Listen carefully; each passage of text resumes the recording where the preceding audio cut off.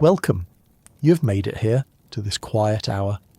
As you settle in, let the day's noise fade. Let your thoughts slow, one by one. Tonight, we're going to explore how American families survived winter nights in the early 1800s. For months at a time, their world was small, cold, and enclosed. Temperatures dropped far below freezing. Daylight ended early. The wilderness pressed against thin wooden walls. In this environment, staying warm through the night was not comfort. It was survival. How did families manage this? How did they sleep without freezing? Their methods were practical, built from generations of trial. They relied on thick log walls, careful fire management, and layers of wool and feather. There was no single solution. It was a system of many elements working together. Over the next while, we will move through one winter night in a frontier cabin. We will see how families prepared as darkness fell, how they maintained warmth through the long hours, and how they woke, again in the morning. So settle in. Let the story unfold at its own pace. The early 1800s in North America were colder than we remember them. The Little Ice Age had not yet ended. This climatic period, which had begun in the 1300s, would not fully release its grip until around 1850. The Northern Hemisphere experienced winters that were longer and more severe than those we know today. Springs came late, summers ended early. The seasons were compressed into a narrower window, and winter stretched across half the year. European settlers who arrived in the New World expected the climate to match the latitudes they had left behind. They assumed that regions at the same distance from the equator would have similar weather, but the continental interior of North America followed different rules. Winters were harsher, summers were hotter.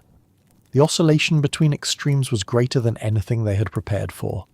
This was not simply folklore or exaggeration. Temperature records from this period, though incomplete, show consistent patterns of cold. Rivers that rarely froze in later centuries became solid highways of ice. Harbours remained frozen well into spring. Snowfall lasted longer, accumulated deeper, and melted more slowly. The Little Ice Age was driven by several factors that overlapped across decades. Solar activity declined during a period known as the Dalton Minimum, which lasted from the 1790s into the 1830s. During this time, the sun emitted less energy, and the Earth's surface received marginally less warmth. The difference was small in absolute terms, roughly 1 degree Celsius, but over years and decades this reduction had measurable effects. Growing seasons shortened.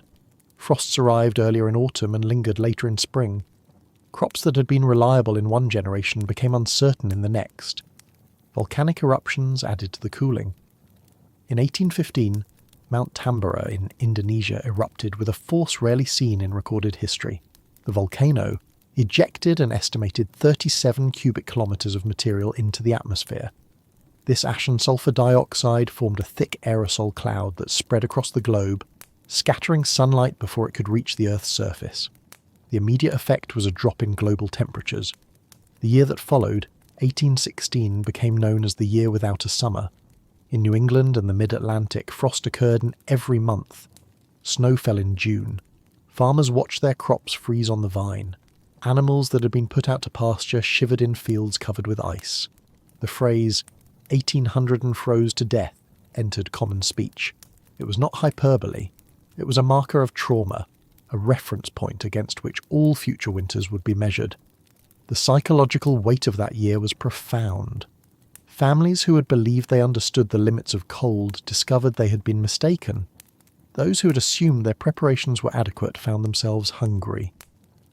The failed harvests of 1816 led to food shortages that persisted into 1817. Grain reserves were depleted. Livestock was slaughtered prematurely because there was no feed to sustain them through the next winter. The experience changed the way an entire generation thought about survival. In the decades that followed, winter remained an adversary. The cold was not constant, but it was unpredictable. A mild December could be followed by a brutal January. A February thaw could give way to March blizzards. The lesson learned was clear. Preparation could not be deferred. Every autumn, families began the process of fortifying their homes, gathering firewood and layering their beds. The work was repetitive, unglamorous, and essential. Winter in the frontier cabin was not a season to be enjoyed. It was a siege to be endured. The land froze. The sky turned grey. The air became sharp and still. Inside the small one-room cabins, families gathered around fires that could not be allowed to die. The world outside was vast and indifferent. The world inside was small, warm and meticulously controlled. The cold was not an abstract concept. It was a physical presence. It seeped through gaps in the walls. It pooled on the floor. It rose from the ground beneath the floorboards. It condensed on the interior walls, forming frost that did not melt until the fire was stoked again in the morning. The air itself became an enemy, and every opening, every crack, every space where wood did not meet wood perfectly was a breach in the defence. But this was the world they lived in, and they had learned, over years and generations, how to survive it. The methods they developed were not dramatic. They were systematic. They were patient. They were based on an understanding of wood, fire, wool, and feather that we have largely forgotten. This is how they did it. The eruption of Mount Tambora in April 1815 was heard over 1,000 miles away. The explosion sent a column of ash and gas 40 kilometres into the sky. The island where the volcano stood lost more than a metre of elevation. The eruption killed tens of thousands immediately, but the global consequences were only beginning. The ash and sulfur dioxide released by the volcano did not fall back to Earth quickly. Instead, they spread across the stratosphere, forming a veil that reflected sunlight away from the planet's surface. The particles remained suspended for months, circulating in the upper atmosphere and gradually dispersing across both hemispheres. The result was a measurable cooling that lasted more than a year. By the summer of 1816, the effects were evident in North America. Temperatures dropped below normal across the northeastern United States and Canada. In June, snow fell in New York, Maine, and parts of Pennsylvania. Frost damaged crops in Massachusetts and Vermont. Farmers who had planted their fields in the expectation of a normal growing season watched as the cold killed seedlings that had just begun to emerge from the soil. The timing was catastrophic. Agriculture in the early 1800s depended on a narrow window of warm weather. Planting occurred in late spring. Crops matured through the summer. Harvest took place in late summer and early autumn. If the growing season was shortened by even a few weeks, yields fell. If frost arrived early, entire fields could be lost. In 1816, the growing season was not shortened by weeks. It was nearly erased. Corn, which required consistent warmth, failed across wide regions. Wheat and barley were damaged by repeated frosts.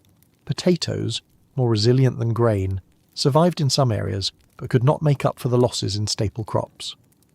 By autumn, it was clear that the harvest would be insufficient to feed the population through the winter. The winter that followed, often referred to as the hungry winter, was marked by scarcity. Grain prices rose sharply. Families that had relied on buying flour found it either unavailable or prohibitively expensive. Those who had stored their own grain from previous years were fortunate. Those who had not faced difficult choices, livestock were slaughtered earlier than planned because there was not enough feed to sustain them. Families reduced their own caloric intake, stretching meals across more days. The memory of 1816 lingered. It became a reference point, a warning. When families spoke of winter preparation in the years that followed, they invoked the year without a summer as the standard. They asked themselves, if another year like that came, would they be ready? This fear shaped behaviour. Families began to stockpile more wood than they thought they would need. They expanded their root cellars to hold additional stores of potatoes, carrots, and preserved meat. They invested in heavier blankets and additional mattress ticks. The cold of 1816 had taught them that assumptions about climate were fragile. The seasons could not be trusted. The psychological impact extended beyond practical preparation. The year became a story, told and retold. Children who had been too young to remember it clearly grew up hearing about the summer that never came. They heard about neighbours who had been caught unprepared, about families who had run out of firewood in February, about livestock that had frozen because barns were inadequately insulated. These stories functioned as warnings.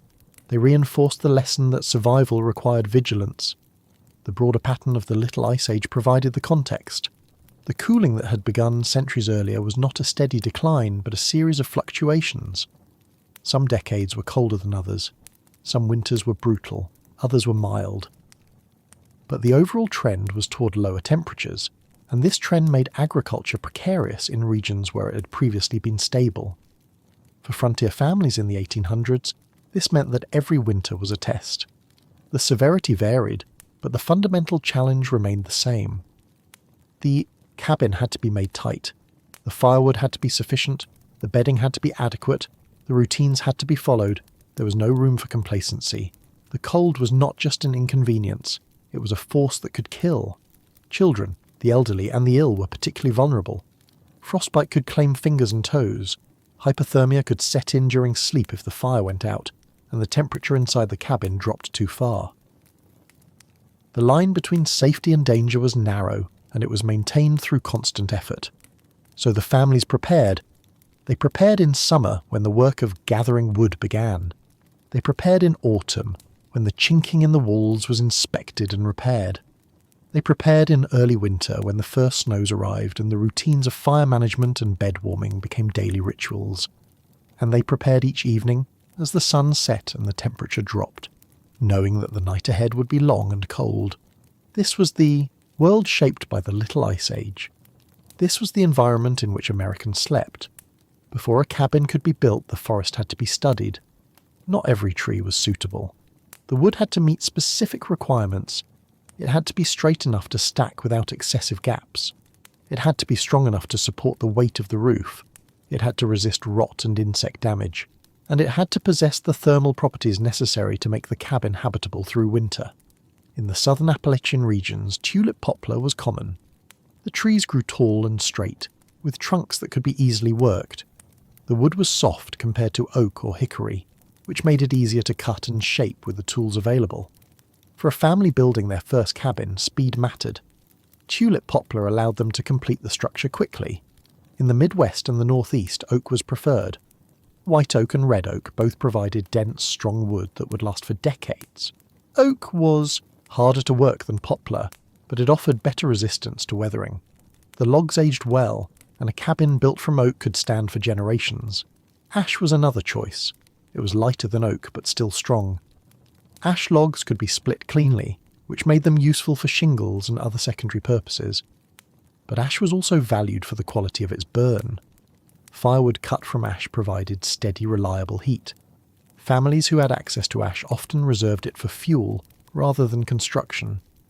Locust was prized for its rot resistance. The wood contained natural compounds that deterred insects and slowed decay. A locust post driven into the ground could last for decades without rotting. But locust was difficult to work. The wood was knotty and hard. Cutting and shaping it required more effort than most families could spare. Locust was used selectively, often for corner posts or sills where durability was most important. The choice of wood was not purely practical, it reflected what the land offered. A family settling in a valley with abundant oak would build with oak. A family in a region dominated by pine and spruce would use those trees instead. The forest dictated the architecture, and the architecture shaped the daily life that followed. Once the species was chosen, the trees were felled. This work began in late autumn or winter, when the sap in the trees was at its lowest. Wood cut in winter was less likely to warp as it dried. The logs were trimmed of branches and stripped of bark. Bark was the first layer of vulnerability. It held moisture, which encouraged rot. It provided shelter for insects. Removing it was the first step in creating a durable home. The bark was stripped using a tool called a barking spud. This was a flat blade, often forged from an old file or piece of scrap iron, attached to a wooden handle. The worker would slide the blade between the bark and the wood, peeling away sections in long strips. The work was tedious, but necessary. A log with bark still attached would begin to decay within a year. Once the bark was removed, the logs were left to season. Seasoning allowed the wood to dry, reducing its moisture content and making it more stable. Unseasoned wood would shrink and twist as it dried, creating gaps in the cabin walls. Seasoned wood moved less, but seasoning took time, months or even a year. Families building their first cabin often could not wait. They used green wood, knowing that the cabin would settle and shift as the logs dried. This meant that the chinking between the logs would need to be repaired regularly. The logs were cut to length. A typical cabin measured between 12 and 18 feet on each side. The logs were trimmed to match these dimensions. The ends were notched to allow them to interlock at the corners. The notch design varied by region and builder, but the principle was the same. The weight of the logs above held the structure together. No nails were required. The cabin was a stacked puzzle, held in place by gravity and friction. The thickness of the logs mattered. Thicker logs provided more thermal mass. Thermal mass is the capacity of a material to absorb and store heat. Wood, though not as dense as stone, still possesses this property. During the day, sunlight striking the exterior of the cabin would warm the logs. The heat would gradually penetrate the wood, moving from the outer surface toward the interior. At night, as the air temperature dropped, the logs would release this stored heat back into the cabin. This process was slow. The thicker the log, the longer it took for heat to pass through it. A log 12 inches thick acted as a thermal buffer, smoothing out the temperature swings between day and night. The cabin would not heat up as quickly during the day, but it would also not cool as quickly at night. The result was a more stable interior environment. The thermal properties of wood were not understood in modern scientific terms. Families did not speak of thermal mass or heat capacity, but they knew, through experience, that a cabin built with thick logs stayed warmer longer. They knew that certain woods burned hotter and longer. They knew that a heavy log at the back of the fireplace would radiate heat for hours. This knowledge was accumulated over generations. It was passed from father to son, from mother to daughter. It was embedded in the choices made when the first tree was felled. The selection of wood was the first decision in a long chain of decisions that would determine whether a family would survive the winter. The forest provided the materials, the family provided the labour, and the cabin, once built, became the boundary between survival and death. The logs, once stacked, became more than walls. They became a reservoir for heat. Wood is not as dense as stone, but it shares a similar property. It absorbs warmth slowly and releases it just as slowly. This lag between absorption and release is what made the log cabin a viable shelter in sub-zero temperatures. During the day, even in winter, the sun provided some warmth. Sunlight striking the exterior surface of the logs would heat the outer layer of wood. The heat would begin to move inward, penetrating the log molecule by molecule. This process was gradual. A 12-inch thick log might take several hours for heat to move from the outer surface to the interior face. By evening, when the sun set and the air temperature dropped sharply, the heat stored in the logs would begin to reverse its flow. The warmth that had been absorbed during the day would radiate back into the cabin's interior. This release was not immediate. It continued through the night, providing a baseline warmth that supplemented the heat from the fire. This effect was most pronounced in cabins where the logs were hewn rather than left round. Hewn logs had flat surfaces that fit together more tightly. The increased surface area in contact between logs meant better thermal continuity. Heat could move more easily from one log to the next, creating a more uniform distribution of warmth across the wall. Round logs, by contrast, touched each other at only a narrow line along their length. The gaps between them were wider, and the thermal connection was weaker, but round logs were faster to prepare. For families building their first cabin, speed often took precedence over efficiency. The cabin could be improved over time. Survival required shelter now. The orientation of the cabin also mattered. A cabin with its longest wall facing south would receive more direct sunlight. The southern wall would absorb more heat during the day, and this heat would be available at night. Families did not always have the luxury of choosing their cabin's orientation. The site was often dictated by the location of water, the slope of the land, or the availability of flat ground. But when choice was possible, a southern exposure was preferred. The logs themselves varied in their thermal properties depending on the species of wood.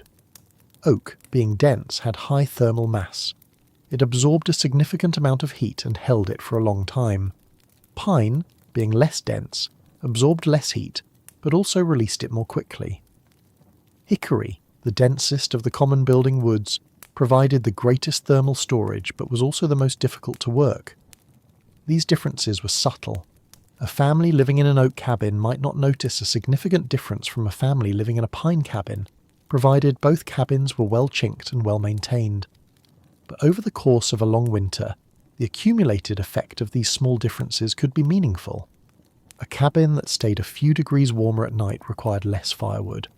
Less firewood meant less labour spent cutting and hauling wood. Less labour meant more time for other tasks. The thermal battery effect of the logs was most effective when combined with good fire management. A fire that burned too hot during the day would send most of its heat up the chimney, wasting fuel. A fire that was banked properly at night would smoulder slowly, providing a steady low-level heat that the logs could amplify. The goal was not to make the cabin hot, but to keep it from becoming dangerously cold. The logs also acted as a barrier against wind. Wind increases heat loss by stripping away the warm air that clings to a surface. A solid log wall, even with gaps, provided significant protection against wind. The thickness of the wood meant that cold air could not easily penetrate. The air that did enter through gaps could be managed with chinking. But the logs alone were not enough. They provided the first layer of defence, the structural foundation. The gaps between them were the weak points, and sealing those gaps required a different set of materials and techniques. This is where the work of chinking began. No two logs were identical. Each tree had grown in its own way, bending slightly toward the sun, twisting around obstacles, developing irregularities in its grain. When these logs were stacked to form a wall, they did not meet perfectly. Gaps appeared between them, some narrow, some wide, all of them pathways for cold air to enter. The gaps were not uniform. At one point along the wall, two logs might nestle closely together, leaving only a hairline crack. A few feet away, a bow in one of the logs might create a gap several inches wide. These openings were not merely inconvenient, they were dangerous. Cold air moving through even a small gap could lower the temperature of the entire cabin. Wind made the problem worse. On a still night, the air inside the cabin might remain relatively stable, even if the fire had been banked low. But when wind blew against the exterior walls, it created pressure differentials. Cold air was forced into the cabin through the gaps on the windward side. Warm air was pulled out through gaps on the opposite side. The cabin became a passage for freezing air, and the fire struggled to keep up with the heat loss. This is why sealing the gaps was as important as building the walls in the first place. A cabin with thick logs but poor chinking was colder than a cabin with thinner logs that had been properly sealed. The integrity of the seal determined whether the family would sleep in relative comfort or wake, shivering in the middle of the night. The process of sealing these gaps was called chinking and daubing. The terms were often used interchangeably, but they referred to distinct steps in the process. Chinking was the insertion of solid material into the larger gaps. Daubing was the application of a mortar-like sealant over the chinking to create a smooth, airtight surface. The work began with an inspection. In late autumn, before the first hard freeze, the family would walk around the interior of the cabin, examining each seam between the logs. They looked for places where light shone through, where a draft could be felt, where the previous year's chinking had dried out or fallen away. These were the places that needed attention. The first step was to fill the larger gaps with rigid material. Stones were common. Small, flat stones could be wedged tightly into a gap, creating a solid barrier. Wood chunks were also used, scraps left over from splitting firewood, pieces of bark that had been stripped from the logs. In some cases, families used split shingles, thin wedges of wood that could be driven into a gap and held in place by friction. This rigid filler provided the foundation for the next layer. It created a surface that the softer materials could adhere to. Without it, the soft chinking would simply fall through the gap and accumulate on the ground outside the cabin. The next layer was soft filler. This was where a variety of materials came into use, depending on what was available. Moss was a common choice. Sphagnum moss, which grew in damp areas, was particularly valued. It had natural antibacterial properties, which helped prevent rot. It was also excellent at trapping air, which made it a good insulator. Moss could be gathered in large quantities, dried slightly to make it easier to pack, and then stuffed into the gaps between the logs. Clay was another option. Wet clay could be rolled into ropes and pressed into the crevices. As it dried, it hardened, creating a firm seal. But clay had a weakness. It was brittle. As the logs shifted with changes in temperature and humidity, the clay would crack. The cracks would allow air to pass through and the seal would be lost. Clay worked best when combined with other materials that gave it flexibility. Straw was often mixed with clay to provide this flexibility. The straw fibres acted as reinforcement, holding the clay together even as it dried and shrank. Straw and clay together created a material that was both firm and somewhat elastic. It could accommodate minor movements in the logs without crumbling completely. In some regions, families used old rags and scraps of cloth. These were stuffed into the gaps layer upon layer until the space was filled. Cloth had the advantage of being flexible and easy to work with. It could be pushed into irregular spaces that would be difficult to fill with stone or clay, but cloth also absorbed moisture. If it got wet, it would lose its insulating properties and could even promote rot in the surrounding wood. Newspaper, when it was available, was another option. Shredded newspaper could be mixed with clay or used on its own. It provided bulk and helped fill the gaps, but newspaper was not durable. It deteriorated quickly, especially in damp conditions. Families who used newspaper knew they would need to replace it every year or two. Animal hair was sometimes mixed into the soft chinking. Cattle hair, sheep's wool, and even horsehair were used. The hair provided texture and helped bind the other materials together. It also added a small amount of insulation, but hair attracted pests. Mice and insects would burrow into chinking that contained animal hair, creating new gaps as they made nests. This was a trade-off. The hair improved the chinking's performance, but it also required more vigilance to prevent infestations. Once the soft chinking was in place, the final step was daubing. This was the application of a mortar-like coating over the chinking. The daub served two purposes. It sealed the chinking, preventing air from passing through any remaining small gaps, and it protected the chinking from weathering. Rain, snow, and ice could erode the soft materials. The daub acted as a shield. The daub was typically made from a mixture of mud, clay, and lime. Lime, when available, was particularly valuable. It hardened as it dried, creating a surface that was more durable than plain mud. But lime was not always accessible on the frontier. Families often had to make do with what they could find locally. The consistency of the daub was important. It had to be thick enough to stay in place when applied to a vertical surface, but not so thick that it was difficult to work. The ideal daub could be spread with the hands, smoothed into a thin layer that filled every remaining gap. Once applied, it would dry over the course of several days. As it dried, it would shrink slightly, and sometimes cracks would appear. These cracks would need to be filled with a second application. The daub was not permanent. It required maintenance. Every year the family would inspect the daubing and repair any areas that had cracked or fallen away. This was part of the annual rhythm of cabin life. In the same way that fields were ploughed and seeds were planted in spring, the chinking and daubing were repaired in autumn. The result, when done well, was a wall that was nearly airtight. The logs provided the structure and the thermal mass.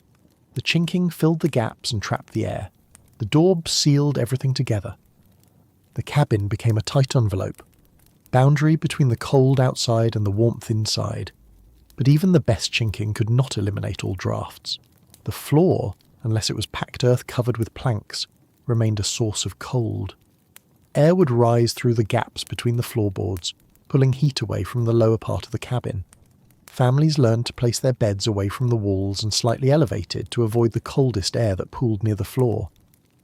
And still, the cabin was not warm by modern standards. It was simply less cold. The goal was not comfort.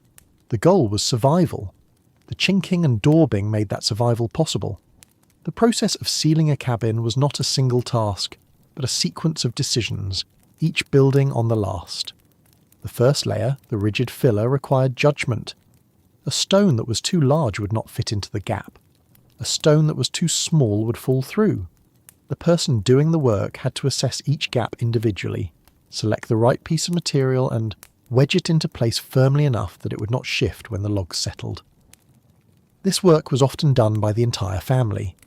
Children could gather stones from the creek bed or the fields. They could sort them by size, creating piles that the adults could draw from as they worked their way around the cabin. Older children could help with the placement, learning to judge the fit by feel. The work was slow, methodical, and repetitive. A single cabin might have hundreds of gaps that needed to be filled.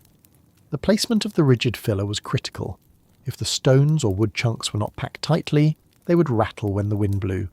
More importantly, they would allow the soft filler to compress or fall out over time. The rigid layer had to be solid enough to support everything that came after it. Once the rigid filler was in place, the soft chinking began. This was where the real skill became apparent. The material had to be packed firmly, but not so tightly that it crushed itself. Moss, for example, worked best when it retained some of its natural loft. If it was compressed too much, it lost its ability to trap air. Air was the actual insulator. The moss was simply the structure that held the air in place. Clay and straw mixtures required a different technique. The clay had to be wet enough to be mouldable, but not so wet that it would slump and fall out before it dried. The straw had to be distributed evenly through the clay. If too much straw was added, the mixture would lack cohesion. If too little was added, the clay would crack as it dried. The person applying the soft chinking would take a handful of the mixture and press it into the gap, working it with their fingers to ensure it filled all the irregular spaces. They would add more material layer by layer until the gap was completely filled. Then they would move to the next gap and repeat the process. This work was done from both the inside and the outside of the cabin. A gap that appeared small from one side might be wider on the other. By working from both directions, the family could ensure that the chinking was continuous and complete. This meant that the work took twice as long, but the result was a tighter seal. The timing of this work mattered. If the chinking was done too early in the autumn, before the logs had finished settling from the previous winter's freeze-thaw cycles, the gaps might change size. The chinking would be wasted. If the work was done too late, the ground might freeze before the daubing could be applied. The ideal time was mid to late autumn, after the first light frosts but before the deep cold set in. The daubing, the third layer, was the most visible part of the process. It was what a visitor to the cabin would see from the outside. A cabin with fresh, smooth daubing looked cared for. A cabin with cracked, missing daubing looked neglected. But the appearance was secondary. The function was what mattered. The daub was mixed in batches. A typical batch might consist of several shovels of clay-rich soil, a bucket of water, and a handful of straw or grass for binding. If lime was available, it was added to the mixture. Lime improved the daub's durability and helped it resist erosion from rain. But lime was a luxury. Many families went years without access to it. The mixture was stirred until it reached the right consistency. Too thin, and it would run off the wall. Too thick, and it would be difficult to spread evenly. The right consistency was similar to thick porridge. It could be scooped up and held in the hand without dripping excessively. The application was done by hand. The person doing the work would take a handful of daub and press it against the wall, spreading it over the chinking in a thin, even layer. They would work methodically, covering a section of wall and then moving to the next. The goal was to create a continuous surface with no gaps or thin spots. As the daub dried, it would change colour, lightening from dark brown to a pale tan or grey. The drying process took several days. During this time, the family would watch for cracks. If a crack appeared, it would be filled immediately with a small amount of fresh daub. Allowing cracks to persist defeated the purpose of the daubing. In some regions, families added additional materials to the daub to improve its performance. Animal hair was common. Cattle hair, collected when the animals were brushed or slaughtered, could be mixed into the daub. The hair fibres provided tensile strength, helping to hold the daub together as it dried. Horsehair was even better, being longer and stronger, but it was less available. Dried grass, chopped into short lengths, served a similar purpose. It was easier to obtain than animal hair and worked nearly as well. Some families experimented with other fibres. Flax, if there was a surplus, could be used. Even finely shredded bark had been tried, though it was less effective. The exterior daubing was exposed to the weather. Rain would gradually erode it. Freeze-thaw cycles would cause it to crack. Snow, melting and refreezing against the wall, would work its way into any weakness. This meant that the daubing required annual maintenance. Each autumn, the family would inspect the exterior walls and repair any damage. The interior daubing faced different challenges. It was protected from rain and snow, but it was exposed to the moisture generated inside the cabin. Cooking, breathing, and the evaporation of water from the wash basin all added humidity to the air. This moisture would be absorbed by the daubing, causing it to soften. Over time, the daub could crumble, especially in areas near the fireplace where temperature fluctuations were greatest. Some families chose to whitewash the interior daubing.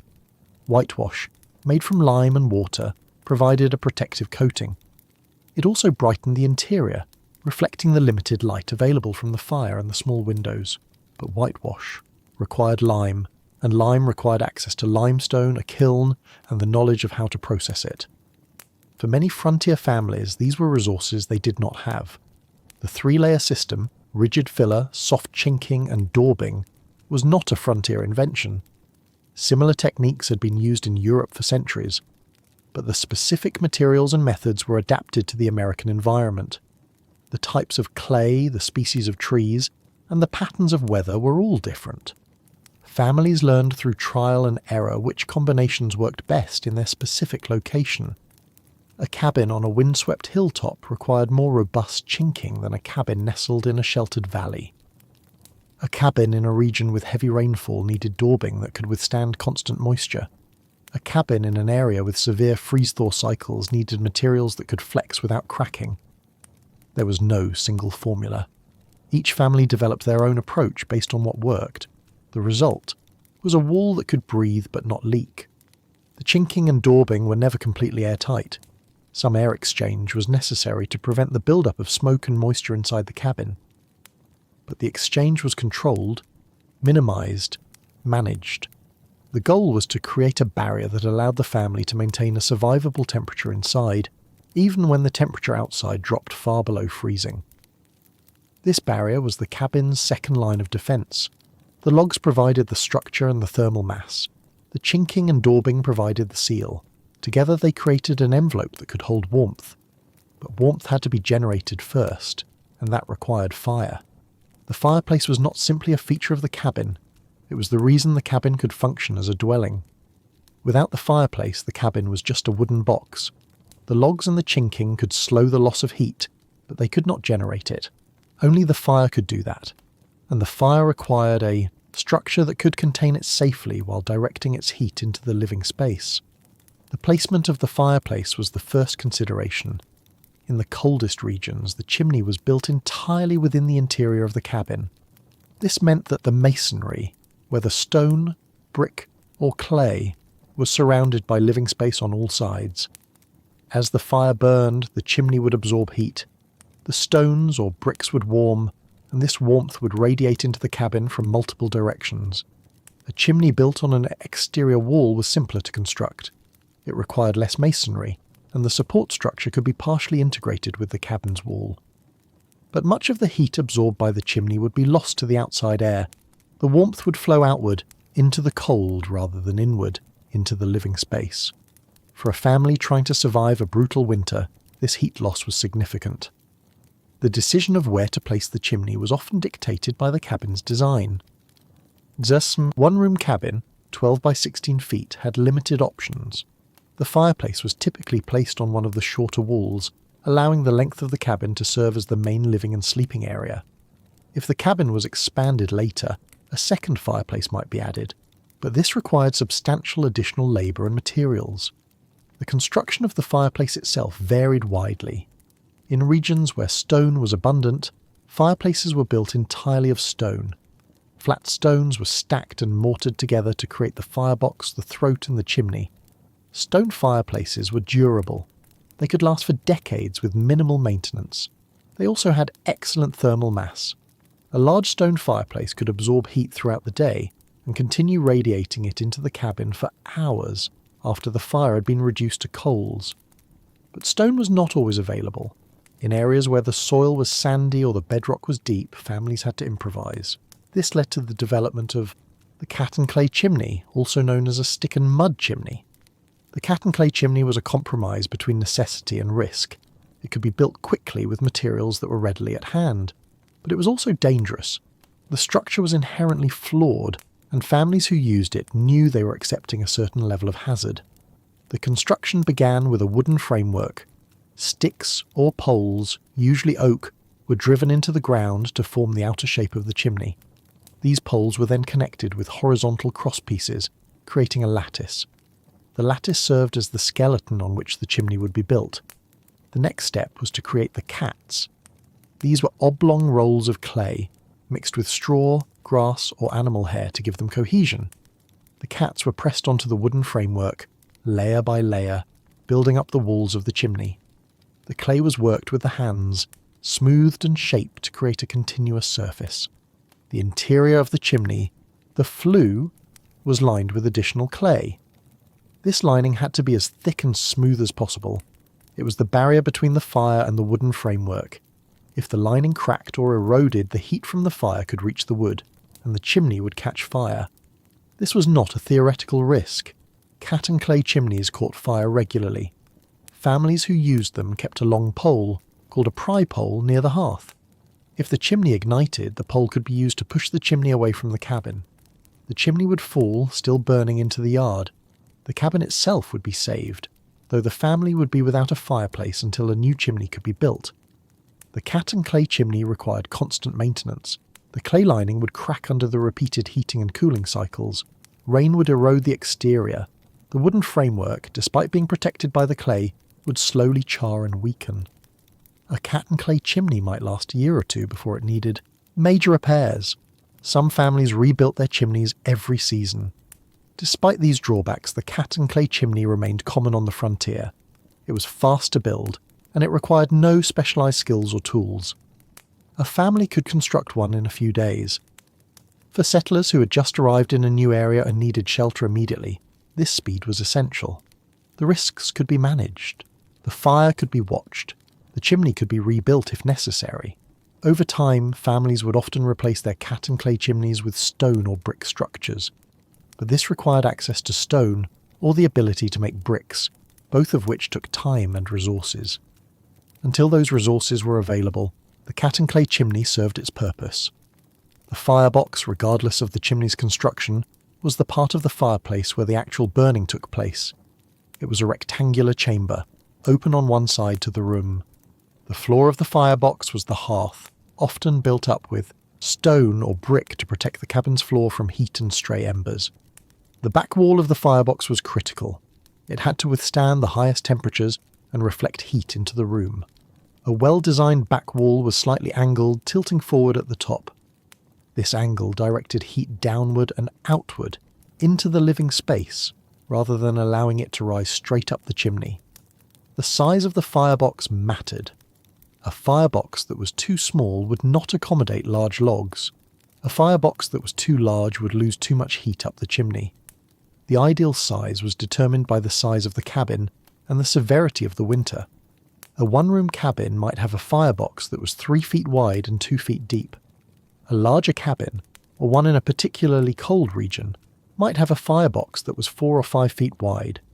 The throat of the fireplace, the narrow opening where the firebox transitioned into the chimney, controlled the draft. Draft was the flow of air that fed the fire and carried the smoke up the chimney. Too much draft and the fire would burn too hot, consuming wood quickly and sending most of the heat up the chimney. Too little draft and the fire would smoulder inefficiently, filling the cabin with smoke. Adjusting the draft was part of fire management. Families learned to control it by adjusting the size of the fire, the placement of the logs, and the amount of ash covering the coals. This required constant attention. A fire left unattended could shift from a steady burn to a roaring blaze or a smoky smoulder in a matter of minutes. The chimney itself extended above the roofline. It had to be tall enough to create sufficient draft, but not so tall that it became structurally unstable. The top of the chimney was often capped with a flat stone to prevent rain and snow from falling directly into the flue. Some families built a small hood or cover that allowed smoke to escape while keeping precipitation out. The entire system, firebox, throat, chimney, was designed to balance heat retention with smoke removal. The fire generated warmth, but it also produced smoke and gases that had to be expelled. The challenge was to keep as much heat as possible while allowing the smoke to escape. This balance was never perfect, but with careful design and maintenance it could be managed. The fireplace then was not a passive object. It was a piece of infrastructure that required knowledge to build and skill to operate. It was the metabolic heart of the cabin and everything else. The sleeping arrangements, the daily routines, the survival strategies radiated outward from it. The cat and clay chimney represented a choice between speed and safety. For a family newly arrived on the frontier, the priority was shelter. Winter was approaching. The cabin had to be habitable before the first deep freeze. There was no time to quarry stone or to locate and haul heavy loads of material from distant sites. What was needed was a chimney that could be built in days rather than weeks, using materials that were immediately at hand. The wooden framework was simple to construct. Oak poles were preferred because oak resisted rot better than softer woods. The poles were sharpened at one end and driven into the ground in a rectangular pattern, marking the footprint of the chimney. Horizontal poles were lashed to these uprights, creating a ladder-like structure. The framework did not need to be elaborate. It simply needed to be sturdy enough to support the weight of the clay. The clay was gathered from the surrounding land. Not all clay was suitable. The best clay was dense and plastic, able to hold its shape when moulded. It was usually found near streams or in low-lying areas where water had deposited fine sediments over time. The clay was dug out, cleaned of rocks and debris, and brought back to the cabin site. Mixing the clay was labour-intensive. Water was added gradually and the mixture was kneaded with the hands or trampled with bare feet. The goal was to achieve a consistency that was neither too wet nor too dry. If the clay was too wet, it would slump off the framework. If it was too dry, it would crack as it dried. Straw was added to the clay as it was mixed. The straw served as a binder, much like the straw used in chinking. It gave the clay tensile strength, allowing it to stretch slightly without breaking. This was important because the clay would shrink as it dried, and without the straw it would crack apart. The clay-straw mixture was formed into thick rolls, the cats. Each cat was roughly the size of a loaf of bread, though the exact dimensions varied depending on the builder's preference. The cats were pressed onto the wooden framework starting at the base and working upward. Each cat was overlapped with the one below it, creating a continuous surface. As the cats were applied, they were smoothed and shaped. The goal was to create walls that were uniform in thickness with no thin spots that might crack or allow heat to reach the wooden framework. The interior of the chimney, the flue, required special attention. This surface had to be as smooth as possible to allow smoke to rise freely without obstruction. The work progressed in stages. The chimney could not be built to its full height in a single day. The clay needed time to dry and harden. If too much weight was added too quickly, the lower sections would collapse under the load. So the chimney was built in increments, perhaps 2 or 3 feet per day, allowing each section to dry before the next was added. Once the chimney reached its full height, it was left to cure. This took several days. During this time, the clay would dry and harden, though it would never achieve the hardness of fired brick. The chimney would remain somewhat fragile, susceptible to cracking and erosion. The first fire in a cat and clay chimney was a test. The builder would start with a small fire, just enough to generate some heat and smoke. The fire would be observed closely. If cracks appeared in the clay lining, they would be noted and repaired. The fire would be gradually increased over the course of several days, allowing the clay to harden further under the heat. Even after this initial curing, the chimney required vigilance. Every time the fire was lit, there was a risk. The clay lining, subjected to high temperatures, would eventually crack. When cracks appeared, the wooden framework beneath would be exposed. If a crack went unnoticed, the framework could char and eventually ignite. Chimney fires in cat and clay chimneys were common enough that they were treated as an expected hazard. Families developed procedures for dealing with them. The pry pole kept near the hearth was the primary tool. It was a long, sturdy pole, often 10 or 12 feet in length. One end was flattened or shaped to fit against the base of the chimney. If the chimney caught fire, the family would act quickly. Everyone would be evacuated from the cabin. The person wielding the pry pole would position it against the base of the chimney and push. The goal was to tip the chimney away from the cabin, causing it to fall into the yard. This required strength and timing. If the pole slipped, or if the chimney was pushed in the wrong direction, it could fall onto the cabin itself. When the chimney fell, it would land, still burning, outside the cabin. The family would watch as the fire consumed the remaining clay and wood. Once the fire had burned out, the debris would be cleared away. The family would be without a fireplace until a new chimney could be built. This cycle of building, using and rebuilding was a recurring pattern for families with cat and clay chimneys. It was inefficient, but it was manageable. The materials were free, the labour was their own, and the chimney, for all its flaws, allowed them to have a fire, which was the difference between survival and freezing. Some families modified the basic, designed to improve safety. They lined the interior of the flue with flat stones, if stones were available. The stones provided a heat-resistant barrier between the fire and the clay. This reduced the risk of the clay cracking and the wooden framework igniting. But stones added weight, and the wooden framework had to be reinforced to support the additional load. Another modification was to coat the interior of the flue with multiple layers of clay, allowing each layer to dry before applying the next. This created a thicker, more durable lining. But even with these improvements, the cat and clay chimney remained a temporary solution. It was understood that, eventually, it would need to be replaced with something more permanent. Families who prospered, who had the time and resources, would eventually build a stone or brick chimney. The process was slow. Stones had to be gathered or quarried. Mortar had to be mixed. The work required more skill than the cat and clay chimney, but the result was a structure that could last a lifetime. Until that time came, the cat and clay chimney served. It was flawed, dangerous and short-lived. But it was also fast, cheap and functional. For a family trying to survive their first winter on the frontier, those qualities were enough. The pry pole remained near the hearth, a reminder of the compromise that had been made. As the sun set and the temperature began to drop, the fire required a transformation.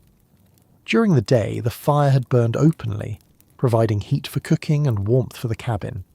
The flames had been visible, the heat intense. But this type of fire was not suitable for the night. It burned too quickly, it consumed too much wood, and it sent most of its heat up the chimney rather than into the room. For the night, the fire had to be banked. Banking was the process of slowing the fire down, reducing it to a state where it would burn for hours without consuming excessive fuel. A properly banked fire would smoulder through the night, maintaining a baseline of heat that the cabin's thermal mass could amplify. The process began in the evening, typically an hour or two before the family went to bed. The first step was to allow the existing fire to burn down. If the fire was large, with multiple logs burning, it would be left alone until the logs had mostly burned through, leaving a bed of glowing coals. These coals were the foundation of the banked fire. Once the fire had reduced to coals, the family would prepare the backlog. The backlog was a large log, often 10 inches in diameter or more. It was placed at the rear of the fireplace against the back wall. The backlog served multiple purposes. It protected the back wall of the fireplace from the direct heat of the fire, preventing damage to the masonry or clay. And it provided a long-burning source of heat that would last through the night. Hickory was the preferred wood for the backlog. Hickory was dense, with a high energy content. A hickory log would burn slowly on its front face while the rear remained largely intact. The log could provide heat for 8 hours or more, depending on its size and the intensity of the coals in front of it. If hickory was not available, oak was the next choice. White oak and red oak both burned well, though not as intensely or as long as hickory. Other hardwoods, maple, ash, beech, could be used, but they burned faster and provided less heat per unit of wood. The backlog was positioned carefully. It had to be stable, resting firmly against the back wall. If it rolled forward during the night, it could scatter the coals and disrupt the banking. Smaller pieces of wood, or stones, were sometimes placed on either side of the backlog to keep it in position. With the backlog in place, the next step was to arrange the coals. The coals were raked forward, away from the backlog, and formed into a mound in the centre of the firebox. This mound was the active part of the fire. It was where the combustion would continue slowly throughout the night. The coals glowed red, radiating heat. But if left exposed to the air, they would burn too quickly. To slow them down, they had to be covered. This was done with ash. Ash was the residue of previous fires. It accumulated in the firebox, a fine grey powder mixed with small fragments of unburned wood. Throughout the day, the ash was pushed to the sides of the firebox out of the way. In the evening, it was raked back into the centre. The ash was spread over the mound of coals, covering them completely. The layer of ash had to be thick enough to restrict the flow of oxygen to the coals. Oxygen was what allowed the coals to burn. By limiting the oxygen, the burning slowed. The coals would continue to smoulder, releasing heat, but they would not consume themselves quickly. The thickness of the ash layer was critical. Too little ash, and the coals would burn through in a few hours. Too much ash, and the fire would be smothered entirely, going out before morning. The right thickness was learned through experience. It varied depending on the type of wood, the size of the coals, and the severity of the night's cold. A family that had lived in the same cabin for years would know, almost instinctively, how much ash to use. A family new to the frontier would have to learn through trial and error. There would be nights when the fire went out, and the cabin grew dangerously cold. There would be mornings when the family woke to find only cold ash in the fireplace, and someone would have to go to a neighbour to borrow coals. Once the coals were covered, the fire was considered banked. The firebox was left alone. No more wood was added. The family would go about their evening routines, preparing the beds, warming the stones that would be placed in the bedding, putting on their night clothes. The fire would continue its slow work, unseen beneath the blanket of ash. The heat from the banked fire was not intense. It was a gentle, steady warmth. The backlog radiated heat into the cabin. The smouldering coals provided a low level of additional warmth. Together they maintained a temperature that, while far from comfortable by modern standards, was survivable. The air in the cabin would cool as the night progressed. The temperature might drop to just above freezing, or even below, depending on the severity of the outside cold and the quality of the cabin's chinking. But the fire, banked and smouldering, prevented the cabin from becoming as cold as the exterior air. The sound of the banked fire was distinctive. During the day, a fire crackled and popped as the wood burned. At night, the sound changed. There was an occasional quiet click, the sound of a coal shifting or a piece of the backlog settling. These sounds were faint, easily lost beneath the other noises of the night, the wind, the creaking of the logs, the rustle of bedding. But for those who lived with the fire, these sounds were reassuring. The click of the coals meant the fire was still alive. It meant that in the morning, the coals could be uncovered and the fire could be revived without having to start from scratch. The morning revival of the fire was the mirror image of the evening banking. The family would wake to a cold cabin. Their breath would be visible in the air, frost would have formed on the interior walls, condensed from the moisture of their breathing during the night. The first person awake, usually the father or the eldest son, would approach the fireplace. They would take the poker, a long iron rod, and carefully scrape back the ash. Beneath the ash, if the banking had been done correctly, the coals would still be glowing. They would be dim, barely visible in the morning gloom, but they would be alive. Fresh kindling would be placed on the coals. The kindling would catch, slowly at first, then with increasing vigour. Larger pieces of wood would be added, building the fire back up to a daytime burn. The cabin would begin to warm. The family would begin their day. This cycle, banking at night, reviving in the morning, was repeated every day throughout the winter. It was one of the fundamental rhythms of frontier life. The fire was never allowed to go out if it could be helped. Maintaining the fire was maintaining life. The backlog was not simply a large piece of wood. It was a carefully chosen component of the fire system, selected for specific properties that would maximize its effectiveness through the night. The selection process began in the forest or in the woodpile, depending on when the family had cut their winter supply. The log had to meet several criteria. It had to be large enough to last through the night without burning through completely. It had to be dense enough to burn slowly. And it had to be dry enough to burn cleanly without excessive smoke. Hickory met all these requirements better than any other commonly available wood. A hickory tree, when felled and split, produced logs that were heavy and hard. The wood had a tight grain, and it burned with an intense, steady heat. A hickory backlog, properly placed and banked, could smoulder for 8 to 10 hours, providing a continuous source of warmth. The preparation of the backlog began when the tree was cut. Hickory was not easy to split. The wood was dense and it resisted the wedge, but once split, it could be cut to the appropriate length. The backlog had to fit within the firebox, so its length was determined by the width of the fireplace. For a typical cabin fireplace, this meant a log between 2 and 3 feet long. The diameter of the backlog was equally important.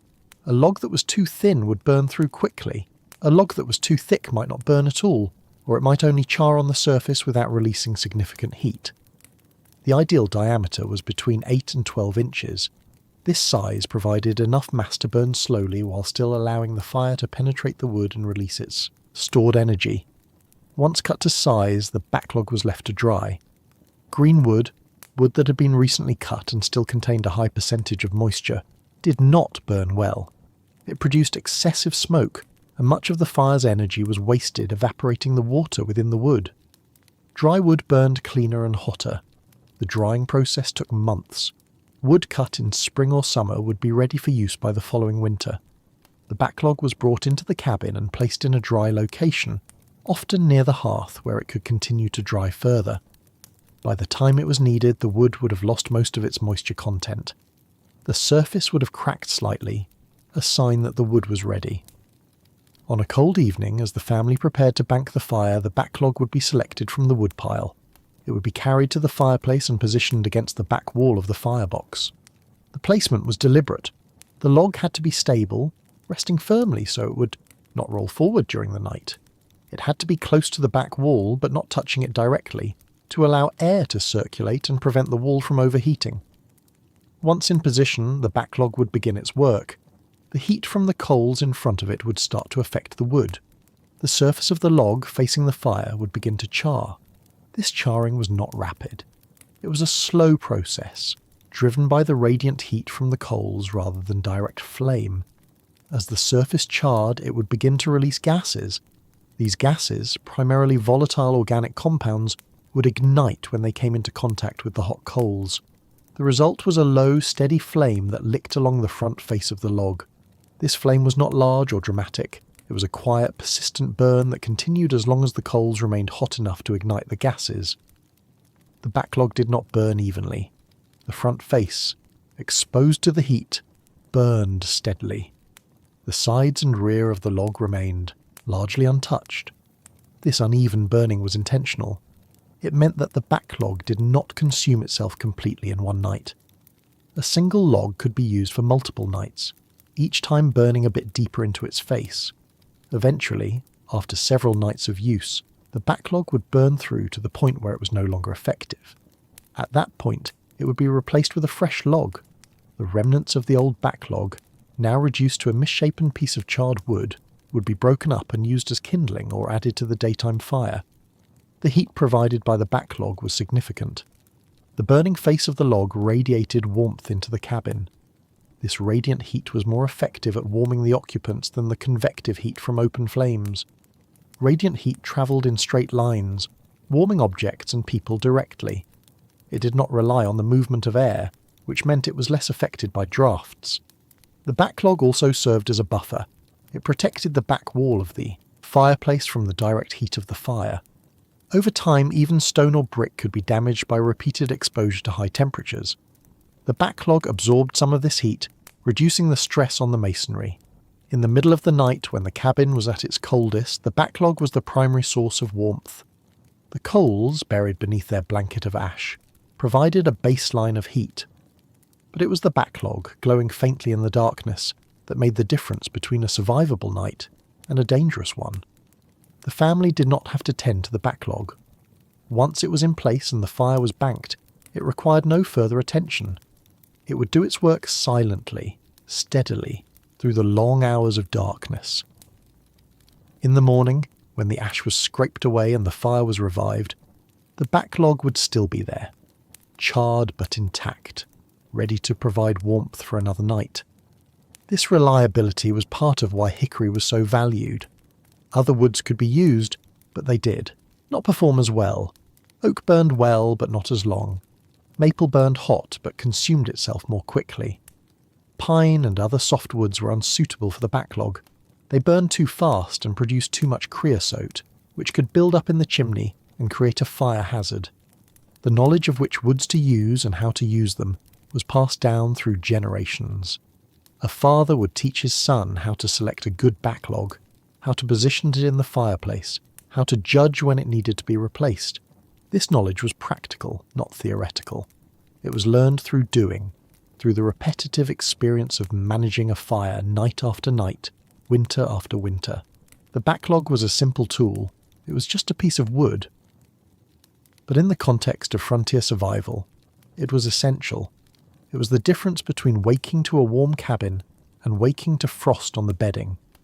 It was the difference between a fire that could be easily revived and a fire that had gone out completely, requiring a trip to the neighbour's cabin to borrow coals. The slow work of the backlog burning steadily through the night was emblematic of the broader approach to frontier survival. It was not dramatic, it was not exciting, it was patient, methodical, and reliable. And it worked. The bed was not a luxury, it was infrastructure. In a cabin where every object served a purpose tied to survival, the bed occupied a central place. It was where the family spent a third of each day. It was where body heat was conserved. It was where the line between manageable cold and dangerous cold was most clearly drawn. The construction of a bed began with the frame. The most common type was the rope bed, sometimes called a corded bed. The frame consisted of 4 posts, one at each corner, connected by rails. The posts were typically made from hardwood, maple, oak or ash, chosen for strength and durability. The rails were the critical component. They had to support the weight of the sleepers and the mattresses without sagging or breaking. Each rail was drilled with a series of holes spaced evenly along its length. These holes would receive the rope that formed the bed's support system. The rope used was usually hemp. Hemp rope was strong, resistant to rot, and held knots well. The rope was threaded through the holes in the rails, creating a grid pattern across the bed frame. The threading pattern varied, but the most common approach was to run the rope lengthwise first, then weave it crosswise, creating a lattice. The tension in the rope determined the bed's comfort and functionality. If the rope was too loose, the bed would sag in the middle, creating a depression where the sleeper would settle. This depression would trap cold air beneath the sleeper, reducing the effectiveness of the mattresses. If the rope was too tight, it would put excessive strain on the frame and might snap under weight. Achieving the right tension required a tool called a bed wrench or bed key. This was a wooden lever shaped to fit over the rails of the bed. The wrench was used to twist the rope, tightening it incrementally. The person doing the work would move around the bed systematically, tightening each section of rope until the entire surface was taut and even. The rope bed required regular maintenance. Over time, the hemp would stretch under the weight of the sleepers. The bed would begin to sag. When this happened, the family would take out the bed wrench and tighten the ropes again. This was a seasonal task, performed every few months, or whenever the sagging became noticeable. The phrase "sleep tight" likely originated from this practice. A bed with tight ropes provided better support and better insulation. A bed with loose ropes was uncomfortable and cold. The tightness of the ropes was directly connected to the quality of sleep. The height of the bed mattered. A bed that sat too close to the floor would be surrounded by the coldest air in the cabin. Cold air is denser than warm air, and it settles to the lowest points. A bed raised 12 to 18 inches off the floor allowed some of this cold air to pass beneath it, while the sleepers rested in slightly warmer air above. The bedposts themselves were often plain, without decoration. Ornamentation required time and skill that most frontier families did not have. The focus was on function. The posts had to be sturdy, the rails had to be strong, the rope had to hold. Everything else was secondary. Some families built beds directly into the corner of the cabin, using the walls as 2 sides of the frame. This saved materials and provided additional stability. These built-in beds were sometimes called bunk beds or wall beds. They were practical, though they offered no flexibility in placement. The rope bed was the foundation, but it was not where the sleepers rested directly. The ropes were too coarse, and the gaps between them too wide. What was needed was a layer of cushioning, a surface that would distribute weight and provide insulation from the cold air below. This is where the mattresses came in. But mattresses in the 1800s were not the unified objects we know today. They were layered systems, each layer serving a specific purpose in the hierarchy of warmth. The lowest layer, resting directly on the ropes, was the coarsest. This was often a tick filled with straw. Straw was abundant, especially in agricultural regions. After the grain harvest, the dried stalks were gathered and stored. When a mattress needed to be filled, the straw was brought into the cabin and stuffed into the tick. A tick was a large bag sewn from tightly woven fabric. The fabric had to be strong enough to contain the straw and tight enough to prevent the sharp ends from poking through. Ticking fabric, usually made from cotton or linen, was woven specifically for this purpose. Filling a straw tick was labour-intensive. The straw had to be clean and dry. It was stuffed into the tick handful by handful, packed firmly to create an even surface. The tick was filled until it was plump, then the opening was sewn shut. The result was a mattress that provided loft, the air gaps between the straw stalks, which served as insulation. But straw had significant drawbacks. It compressed under weight, losing its loft over the course of the night. It was noisy. Every movement caused the straw to rustle and crackle, and it did not last long. After a season of use, straw would break down into dust and fragments. The tick would need to be emptied, the old straw discarded and fresh straw packed in. Some families used corn husks instead of straw. Corn husks were even noisier than straw, producing a loud crunching sound with every movement. But they were readily available, and they provided similar insulation properties. The drawbacks were the same: compression, noise, and short lifespan. Above the straw or corn husk tick, if the family could afford it, came a second layer. This might be filled with wool or horsehair. Wool shorn from sheep was cleaned, carded, and packed into a tick. Wool provided better insulation than straw. It retained its loft longer, and it was quieter. But wool was a valuable commodity. It was needed for clothing, blankets, and trade. Not every family could spare enough wool for a mattress. Horsehair was an alternative. It was collected when horses were groomed or when they shed their winter coats. The hair was cleaned and twisted into loose ropes, which were then used to fill a tick. Horsehair was firm, almost springy. It did not compress as much as straw or wool, but it was scratchy, and it required a significant amount of hair to fill even a single mattress. These middle-layer mattresses provided a firmer, more stable sleeping surface. They reduced the amount of compression in the straw below and added an additional layer of insulation. But even with two mattresses, the bed was not yet complete. The top layer, the ultimate expression of warmth and comfort, was the feather bed. A feather bed was not a mattress in the modern sense. It was a thick quilted tick filled with down or feathers. It was placed on top of the other mattresses, creating a soft, enveloping surface that the sleepers could sink into. Feathers came from domestic geese or ducks. The birds were raised on the farm, and when they were slaughtered, their feathers were saved. But not all feathers were suitable for bedding. The best feathers were the soft, fluffy down from the breast and underside of the bird. These feathers had minimal structure, just a tuft of soft fibres that trapped air exceptionally well. Larger feathers, from the wings and tail, were less desirable. They had stiff central shafts called quills that could poke through the ticking and jab the sleeper. To make these feathers usable, the quills had to be removed. This was done by hand. Each feather was split, the quill was pulled out, and the remaining soft portion was curled over a sharp edge to fluff it. This preparation was tedious work, often done during the winter months when outdoor work was limited. Children and adults would sit by the fire, preparing feathers one by one. A single feather bed required 35 to 50 pounds of prepared feathers. At a few feathers per bird, this represented the accumulated harvest of many birds over multiple years. Once enough feathers were prepared, they were stuffed into a tick. The tick for a feather bed was made from the finest, tightest weave fabric available. Even with tight weaving, small feathers could work their way through the fabric. The tick was sewn with small, close stitches to minimise this leakage. The filled feather bed was heavy and warm. It was placed on top of the other mattresses, and the sleepers would climb into bed and pull blankets over themselves. The feather bed would conform to their bodies, surrounding them with a layer of trapped air. This air, warmed by body heat, became the primary insulation against the cold night air. A feather bed was a major investment. It was often listed in wills, passed from one generation to the next. A well-made feather bed could last 50 years or more.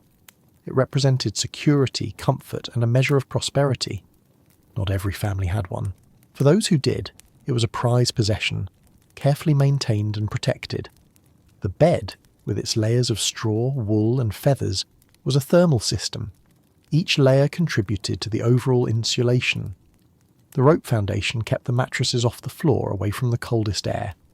The straw tick provided bulk and initial loft. The wool or horsehair tick added firmness and stability. And the feather bed provided the final critical layer of warmth. But even the best bed was not enough on its own. The cabin was cold, the air was cold, and the human body, lying still through the long night, generated only a limited amount of heat. To survive, the bed had to be combined with other measures: heavy blankets, layers of clothing, and careful management of the fire. The bed was the foundation of sleep, but sleep required more than just a bed. The hierarchy of mattress fillers was not arbitrary. It reflected the realities of frontier economics and the properties of the materials themselves. Straw was at the bottom of the hierarchy because it was the most accessible. Every family that grew grain had straw. After the wheat or rye was harvested and threshed, the stalks remained.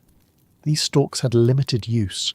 They could be used for animal bedding, for thatching roofs, or for stuffing mattresses. They were essentially a byproduct, available in large quantities at little cost. The quality of straw mattered. Wheat straw was preferred over oat straw. Wheat straw was longer, stronger, and less likely to break down quickly. Rye straw was even better, though rye was less commonly grown in some regions. The straw had to be dry and free of mould. Damp straw would rot inside the tick, creating an unhealthy sleeping environment and a foul smell. The process of filling a straw tick was straightforward but required effort. The straw was brought into the cabin in bundles. The tick was laid out on the floor, its opening wide. Handfuls of straw were stuffed into the tick, distributed evenly to avoid lumps. The person doing the work would reach deep into the tick, pushing the straw into the corners and along the edges. Once the tick was full, it was plump and relatively firm. But this firmness was temporary. As soon as someone lay on the tick, the straw would compress. The hollow stalks would flatten, and the air gaps between them would shrink. By morning, the tick would have compressed significantly, and the sleeper would feel the ropes beneath. This compression was inevitable. It was why the straw tick was never used alone. It needed the layers above it to distribute weight and to provide additional insulation. But even with its limitations, the straw tick served its purpose. It kept the sleepers off the ropes, it provided some cushioning, and it trapped enough air to offer a basic level of insulation. The noise was a different matter. Straw ticks were loud. Every shift of position, every movement during sleep caused the straw to rustle. For modern sleepers, accustomed to silent mattresses, the noise would be disruptive. But for frontier families, it was simply part of the environment. The rustling of the straw was no more noteworthy than the crackling of the fire or the creaking of the cabin's timbers. Corn husks were similar to straw in function but different in character. They were the outer leaves of corn cobs, dried after the harvest. Corn husks were broader and flatter than straw, and they produced a different sound, a loud crunching rather than a soft rustling. A corn husk mattress was sometimes called a shuck tick. Corn husks had one advantage over straw. They were slightly more durable. They did not break down as quickly into dust, but they compressed just as much, and the noise they made was even more pronounced. A person rolling over on a shuck tick could wake the entire household. Some families experimented with other materials. Leaves, especially beech leaves, were used in some regions. Beech leaves, when dried, had a pleasant smell, faintly reminiscent of tea or tobacco. They were softer than straw and quieter than corn husks. A beech leaf mattress could last 7 to 8 years, which was longer than straw but shorter than wool. The disadvantage of leaves was their tendency to crumble. Over time, the leaves would break down into small fragments, and the tick would lose its loft. The fragments would settle to the bottom, creating an uneven surface. Eventually, the tick would need to be emptied and refilled. Wool represented a step up in the hierarchy. Wool had several properties that made it superior to plant-based fillers. It was resilient, meaning it could be compressed and would spring back to its original shape. It was a good insulator, trapping air between its fibres, and it had the ability to wick moisture away from the body, keeping the sleeper drier and warmer. But wool was not free. Sheep had to be raised, fed and protected. The wool had to be shorn, cleaned and processed. This required labour and time. For many frontier families, wool was too valuable to use in mattresses. It was needed for clothing, stockings, socks, undergarments, outer garments. Every pound of wool used in a mattress was a pound not available for the family's clothing needs. Families that had surplus wool or that had large flocks of sheep could afford to fill a mattress with it. The wool was carded to align the fibres and to remove debris. It was then packed into a tick, layer by layer, until the tick was full. A wool mattress was heavier than a straw mattress and significantly quieter. The wool mattress did not compress as much as straw. It maintained its loft better over time, but it still required occasional attention. The wool would shift inside the tick, creating lumps and thin spots. The tick would need to be opened, the wool redistributed, and the tick sewn shut again. Horsehair was another option for the middle layer. Horsehair was collected from horses' manes and tails.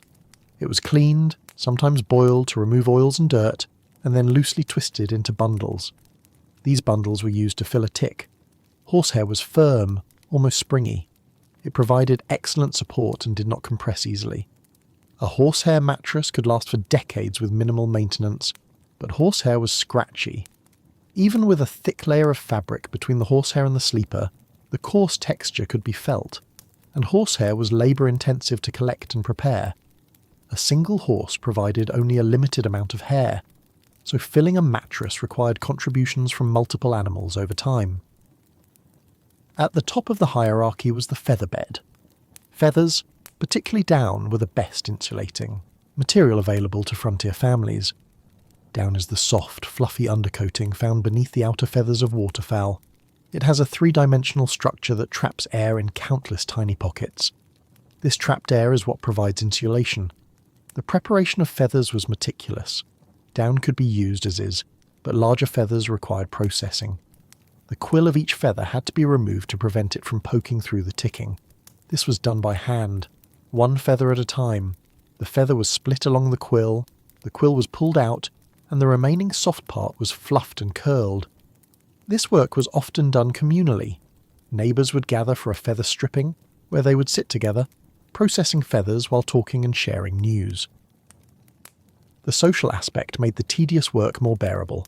Over the course of an evening, a group could process several pounds of feathers.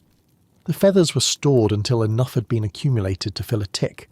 The tick for a feather bed was sewn from the tightest weave fabric the family could obtain or make.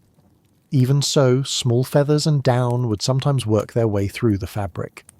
A well-made feather bed was sewn with double seams and small tight stitches to minimise this leakage. Filling the feather bed was done carefully. The feathers were light and prone to scattering. The work was often done indoors, away from any breeze. The feathers were placed into the tick, handful by handful, distributed evenly. The person filling the tick would shake it periodically to settle the feathers and to ensure even distribution. Once filled, the feather bed was sewn shut. The finished product was thick, soft, and remarkably warm. A feather bed could weigh 40 to 50 pounds, depending on how densely it was filled. It was heavy to lift, but once placed on top of the other mattresses, it transformed the bed into a warm nest. The sleeper would lie down on the feather bed and sink into it, slightly. The feathers would compress under the body's weight, but unlike straw, they would not flatten completely. They would maintain their loft around the sleeper, creating an envelope of trapped air. This air, warmed by the body, provided the primary insulation. The feather bed required daily maintenance. Every morning it had to be plumped and smoothed. The feathers would shift during the night, creating uneven areas. By shaking and fluffing the feather bed, the family could redistribute the feathers and restore the even surface. This was part of the morning routine, done after the fire was revived and before the day's work began. A feather bed was an heirloom. It was cared for, protected, and passed down through generations. When a daughter married and left the household, she might take a feather bed with her as part of her dowry. When a son established his own cabin, he might receive a feather bed from his parents. The value of a feather bed was both practical and symbolic. It represented warmth, comfort, and the investment of years of labour. The layered mattress system, straw at the base, wool or horsehair in the middle, feathers on top, was the result of generations of experimentation. Each layer contributed to the whole. The straw provided bulk. The wool or horsehair provided support. The feathers provided warmth. Together they created a sleeping surface that, while far from modern standards of comfort, was adequate for survival in a cold cabin. But the mattresses were only part of the solution. The sleepers themselves had to be dressed for the cold. A single feather began its journey in the barnyard. Geese and ducks were common on frontier farms. They were raised for their meat, their eggs, and their feathers. The birds foraged for much of their food, reducing the burden on the family's grain stores. They were hardy, capable of surviving harsh conditions with minimal shelter. When a bird was slaughtered for meat, its feathers were not discarded. They were carefully plucked and saved. The soft down from the breast was separated from the larger feathers. The down was placed in a cloth sack and stored in a dry location. The larger feathers were set aside for processing. Feather plucking was not limited to slaughter. Some families practiced live plucking, removing feathers from geese during molting season. This was done carefully to avoid injuring the bird. The soft down could be harvested without harming the goose, and the bird would regrow its feathers. This allowed a single flock to contribute feathers year after year. The feathers, once collected, had to be cleaned. Fresh feathers contained oils, dirt, and sometimes parasites. They were washed in hot water, sometimes with soap or lye, to remove contaminants. The washing also removed the natural oils that made the feathers water-resistant. For bedding, this was acceptable. The feathers did not need to repel water once they were inside a tick. After washing, the feathers were dried. This was done by spreading them in a thin layer on a clean surface, often on a sheet laid out in the sun. The feathers had to be turned periodically to ensure even drying. If they remained damp, they would develop mould, which would make them unusable. Once dry, the feathers were ready for processing. The down required no further work. It was already in the ideal form for bedding. But the larger feathers, the contour feathers from the body, and the flight feathers from the wings, required attention. Each of these feathers had a central shaft, the quill. The quill was stiff and hard. If left in place, it would poke through the ticking and jab the sleeper. The quill had to be removed. The process was called stripping. The person doing the work would hold the feather in one hand and run their thumb and forefinger down the quill, splitting the soft barbs away from the shaft. Once the barbs were separated, the quill could be pulled out. What remained was a small tuft of soft material, similar in structure to down. This tuft was then curled. Curling was done by running the edge of the tuft across a sharp surface, the back of a knife blade, the edge of a table, or a specialized curling tool. The motion caused the barbs to separate and fluff, increasing the tuft's volume and its ability to trap air. A single feather might yield only a small amount of usable material after stripping and curling. To fill a feather bed required processing thousands of feathers. This was why feather beds were accumulated over years. A family might slaughter a few geese each autumn. The feathers from those birds would be added to the collection. After several years, there would be enough to fill a tick. The work of stripping feathers was often done during the winter, when outdoor work was limited. It was a task that could be done while sitting by the fire. Family members would gather in the evening, each with a pile of feathers, and work steadily through them. Children learned to strip feathers as soon as their hands were nimble enough to handle the delicate work. The social aspect of the work was significant. Feather stripping was often done communally, with neighbours gathering at one cabin or another. While they worked, they talked, shared stories and exchanged news. The work was tedious, but the company made it tolerable. And at the end of the evening, each family would take home a portion of the processed feathers, contributing to their own accumulation. Once enough feathers had been collected and processed, the tick could be filled. The tick was made from tightly woven linen or cotton. The weave had to be tight enough to contain the down and the stripped feathers. Even the best fabric was not perfect. Small bits of down would sometimes work their way through the weave, creating a faint dusting of feathers around the bed. The tick was sewn with strong thread, using small, tight stitches. The seams were often double-stitched to reduce the likelihood of feathers escaping.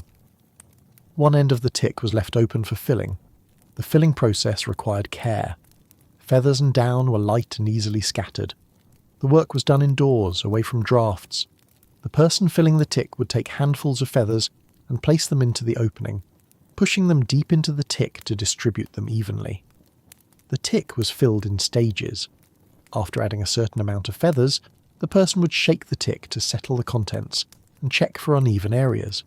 More feathers would be added, focusing on thin spots. This process continued until the tick was uniformly full. The amount of feathers used determined the thickness and warmth of the feather bed. A lightly filled tick would be thinner and less warm but easier to manage. A densely filled tick would be thick and very warm but also heavy.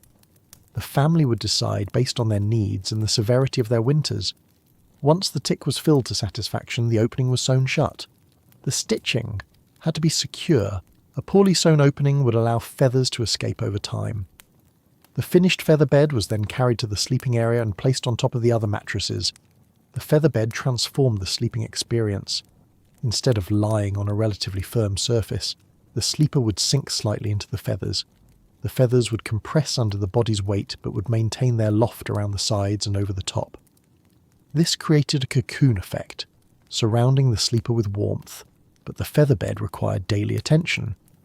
Every morning after the sleepers rose, the feather bed had to be fluffed. The feathers would have shifted during the night, creating lumps in some areas and thin spots in others.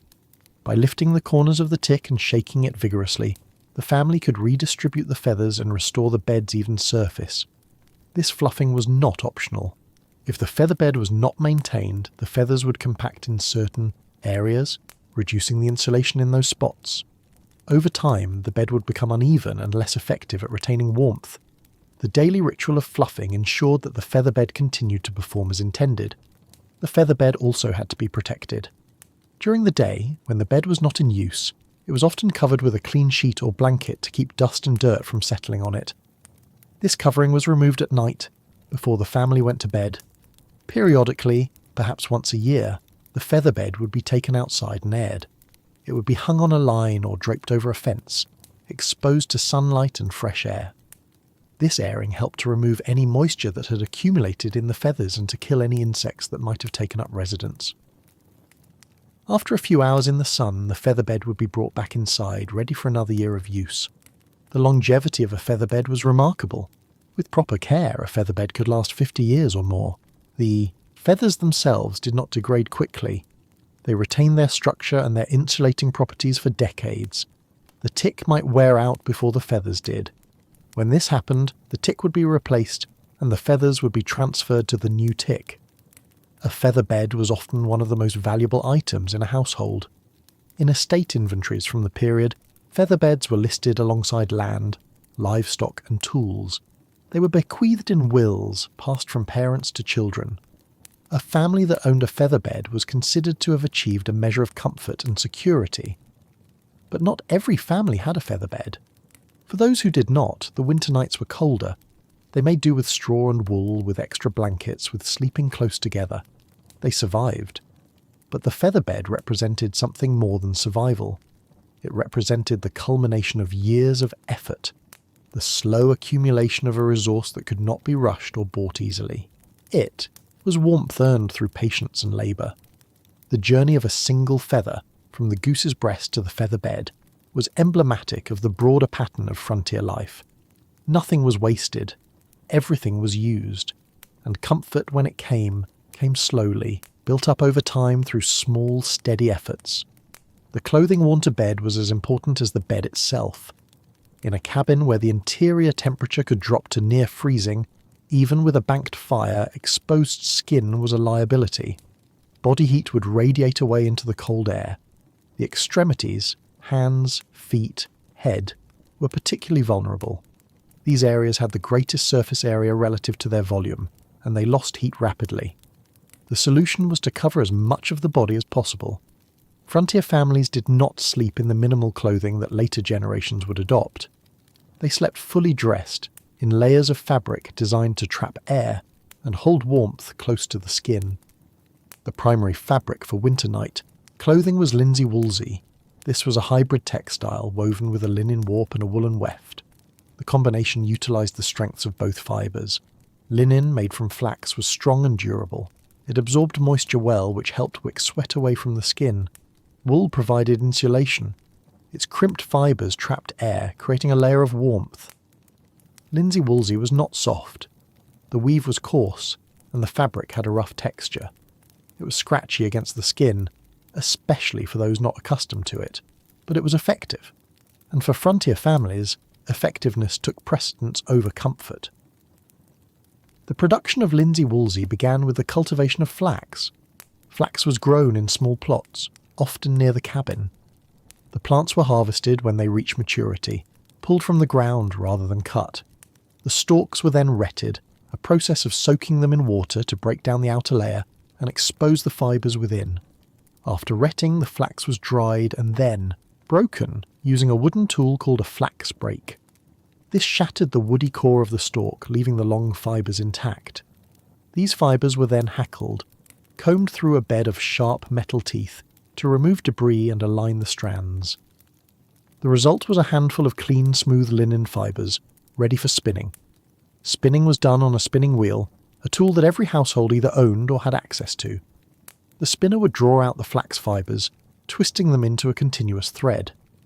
This thread was wound onto a spindle, creating a spool of linen yarn. Wool followed a different process.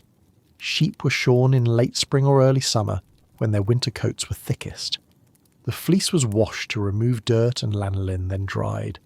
Once dry, the wool was carded, brushed with a pair of paddle-like tools covered in small wire teeth. Carding aligned the fibres and removed tangles, preparing the wool for spinning. The wool was spun in the same manner as flax, though the resulting yarn was thicker and softer. The wool yarn was wound onto spools ready for weaving. Weaving linsey woolsey required a loom. The loom was set up with the linen warp threads, stretched tightly from front to back. The wool weft was then woven through the warp over and under, creating the fabric. The weaving process was slow and required attention to maintain even tension and spacing. Once woven, the linsey woolsey fabric was washed and sometimes fulled, a process of pounding or agitating it to tighten the weave. The finished fabric was durable, warm, and ready to be cut and sewn into garments. For nightwear, the most common garment was the nightshirt. Men wore long nightshirts that reached to the knees or below. These were made from linsey woolsey or, if available, flannel. Flannel was softer than linsey woolsey, made from loosely woven wool that had been brushed to raise a nap. Flannel was warmer and more comfortable, but it was also more expensive and less durable. The nightshirt had long sleeves that extended to the wrists. The collar was high, covering the neck. Every opening, every gap in the fabric was a place where heat could escape. The design of the nightshirt minimized these gaps. Women wore similar garments, though the terminology differed. A woman's nightwear might be called a chemise or a shift. It was a long, loose garment, similar in construction to the men's nightshirt but often extending to the ankles. Over the chemise, a woman might wear a bedgown, a lightweight jacket that provided an additional layer of warmth over the upper body. During the day, women wore petticoats under their dresses. At night, some women kept their petticoats on, adding another layer of insulation. The petticoat was made from wool or linsey woolsey, designed to trap air and retain warmth. Children were dressed similarly to adults, though their garments were smaller.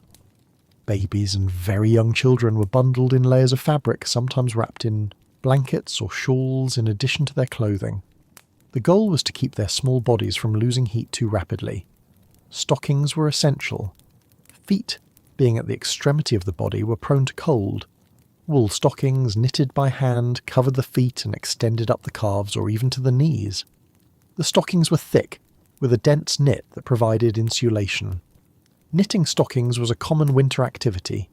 Women and older girls would knit while sitting by the fire, producing stockings for the entire family.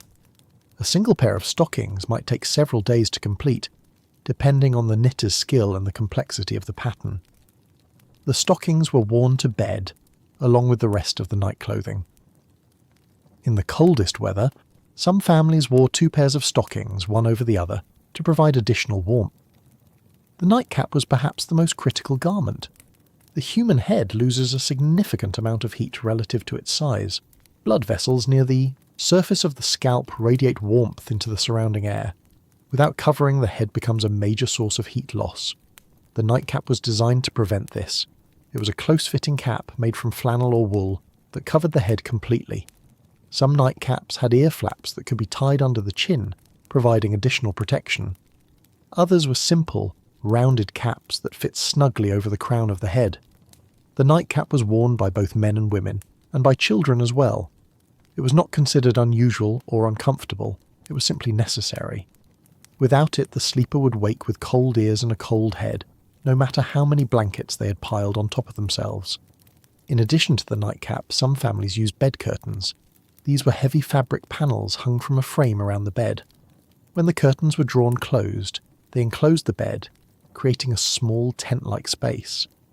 This space could be warmed by body heat alone, without relying on the fire. Bed curtains were common in wealthier households, and in regions with particularly severe winters. They required a 4-poster bed with tall posts that could support the curtain frame. The curtains themselves were made from heavy wool or a thick cotton weave. They blocked drafts and trapped warmth, creating a microclimate within the larger cold cabin. But bed curtains were not universal. Many frontier families did not have 4-poster beds, and the fabric required for full-length curtains was expensive. Those without curtains relied more heavily on blankets and on the communal warmth of sleeping close together. Blankets were layered on top of the sleepers. The blankets were made from wool, woven or knitted into large, thick sheets. A single blanket might weigh 5 or 10 pounds. Multiple blankets were used, piled one on top of another, creating a heavy, insulating layer. The weight of the blankets helped to trap air between the layers. Air is a poor conductor of heat, which makes it an excellent insulator. The more air that could be trapped, the warmer the sleeper would be.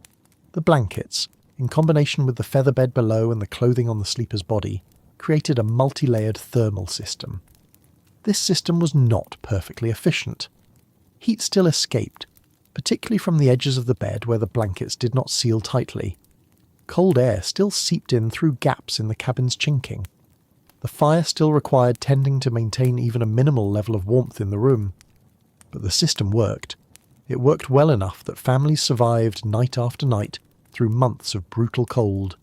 The clothing, the bedding, the fire, all of it together created a balance, a point where the heat generated by the body and the fire was sufficient to offset the cold of the winter night.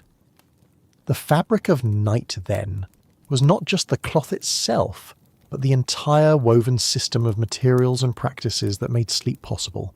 Each thread, each stitch, each layer contributed to the whole, and the whole, imperfect as it was, allowed the pioneers to rest. The nightcap was a simple object, but its importance was disproportionate to its size.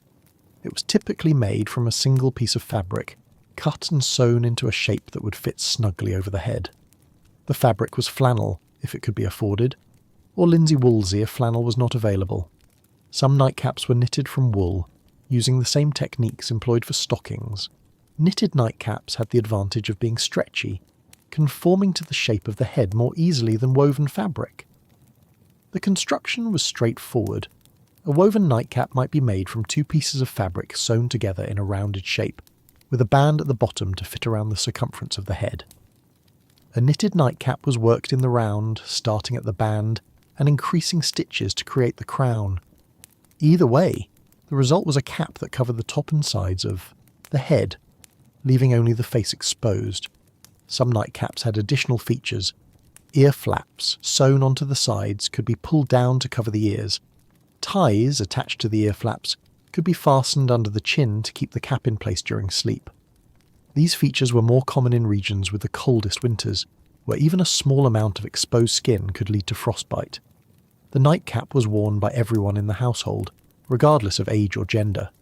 Men, women and children all wore nightcaps to bed. In an era where many social conventions governed dress and appearance, the nightcap was one of the few garments that was truly universal. The reason for this universality was physiological. The human body regulates its temperature through several mechanisms, one of which is the dilation and constriction of blood vessels near the skin's surface. When the body's cold, it constricts blood vessels in the extremities to preserve warmth in the core, but the head is different. The blood vessels in the scalp remain dilated to ensure a steady supply of oxygen to the brain. This means that the head loses heat continuously, regardless of the ambient temperature. In a cold environment, this heat loss can be significant. Studies conducted in later years would quantify this. The head accounts for approximately 7 to 10% of the body's total surface area, but can account for up to 40% of heat loss in cold conditions depending on clothing. Frontier families did not have access to these studies, but they understood the principle through experience. They knew that sleeping without a nightcap resulted in cold ears, a cold head, and a generally uncomfortable night. They knew that a person who removed their nightcap during the night would wake feeling colder, even if all other conditions remained the same. The nightcap, then, was not a matter of fashion or tradition. It was a matter of thermal efficiency. By covering the head, the nightcap prevented a significant amount of heat loss. This heat retained within the body contributed to overall warmth and reduced the energy required to maintain body temperature through the night. The care of the nightcap was minimal. It was worn every night, and over time it would absorb oils from the hair and scalp. Periodically, it would be washed, usually at the same time as other linens. The nightcap would be rinsed in water, sometimes with soap, then wrung out and hung to dry. Once dry, it was ready for use again. Most individuals owned only 1 or 2 nightcaps. They were simple to make, requiring only a small amount of fabric and a short amount of sewing time. The worn nightcap would be repaired if possible, or replaced if it was beyond repair. The fabric from an old nightcap might be repurposed into patches for other garments, or into rags for cleaning. The nightcap was part of the nightly routine. As the family prepared for bed, each person would put on their nightcap along with the rest of their night clothing. The cap would be adjusted to fit snugly, pulled down over the ears if it had ear flaps, tied under the chin if it had ties. In the morning, the nightcap would be removed and set aside, ready for the next night. Some families hung their nightcaps on pegs near the bed. Others folded them and placed them under the pillow or mattress. The specific practice varied, but the nightcap was always kept close at hand, ready for use. The nightcap also had a psychological dimension. Putting on the nightcap was a signal that the day was ending and sleep was beginning. It was part of the transition from waking life to rest. In a world where daily routines were governed by the sun and the seasons, these small rituals helped to structure time and create a sense of order. For children, the nightcap was a comfort. It was familiar, a piece of the nightly routine that remained constant. In a cabin that was cold and dark, where the wind rattled the door and the fire cast, flickering shadows, the nightcap was a small, tangible source of warmth. For adults, the nightcap was a necessity. It was one more element in the system of survival, one more way to conserve heat and make it through the night. It was not dramatic or noteworthy. It was simply part of what had to be done. The nightcap's necessity extended beyond the bedroom. In some households, nightcaps were worn throughout the day during the coldest part of winter. A person working inside the cabin, engaged in tasks that did not generate much body heat, might keep their nightcap on to stay warm. The distinction between daycap and nightcap blurred in the depths of winter, when warmth took precedence over convention. In the end, the nightcap was emblematic of the frontier approach to winter survival. It was simple, practical, and effective. It required no advanced technology, no expensive materials. It was something that every family could make and use, and it worked. The nightcap kept the head warm, and a warm head made the difference between a tolerable night and a miserable one. The fire's warmth did not extend far into the cabin. Even with a well-built fireplace and a properly banked fire, the heat dissipated rapidly as it moved away from the hearth. The air near the fireplace might be comfortably warm, but a few feet away the temperature would drop significantly. And the bed, positioned against the wall or in a corner to maximise space, was often the coldest spot in the cabin. This distance between the fire and the bed created a problem. The family needed to be warm when they climbed into bed. The mattresses, even with their layers of straw, wool and feathers, started the night cold. The blankets were cold. The air trapped between the layers was cold. Without some way to pre-warm the bed, the sleepers would spend the first hours of the night shivering, waiting for their body heat to gradually warm the space around them. The solution was to transfer heat from the fire to the bed before sleeping. This was done using tools specifically designed for heat transfer: warming pans, heated stones, and heated bricks. The warming pan was the most sophisticated of these tools. It consisted of a shallow metal pan with a hinged lid and a long wooden handle. The pan was typically made of copper or brass, metals that conducted heat well. The lid had perforations, small holes that allowed air to circulate while containing the heat source inside. To use the warming pan, it was filled with hot coals from the fireplace. These were not flaming coals but glowing embers, the same type used for banking the fire. The lid was closed and latched, and the pan was carried by its long handle to the bed. The person using the warming pan would slide it between the layers of mattresses or between the sheets, moving it back and forth in a slow, sweeping motion. The heat from the coals would radiate through the metal pan, warming the fabric and the air trapped within the bedding. The process took several minutes. The pan would be moved across the entire surface of the bed, ensuring that all areas received some warmth. Once the bed was warmed, the warming pan was removed, and the coals were returned to the fireplace. The bed would retain the transferred heat for a short time, long enough for the sleepers to climb in and begin generating their own body heat. The warming pan was effective, but it was not common on the frontier. Copper and brass were expensive materials. A warming pan required the services of a metalsmith, and smiths were not always available in newly settled areas. Families that owned warming pans had often brought them from the east, or purchased them in established towns.